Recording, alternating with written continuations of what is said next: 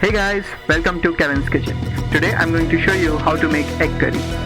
We will begin by frying our boiled eggs in some turmeric powder and some red chilli powder. We'll fry them till they are golden brown in color. For the gravy, we will fry some onions and we will add 1 tablespoon of each ginger garlic paste, turmeric powder, red chilli powder and coriander powder, followed by chopped tomatoes and 1 tablespoon salt. We'll fry them till our tomatoes are soft, and then we'll add 300 ml of water and our boiled eggs.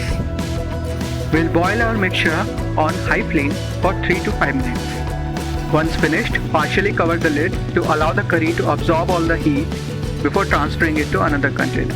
And voila, our egg curry is ready. You can eat this curry with rice or chapatis or any recipe of your choice. Just mix it well and have a bon appetit.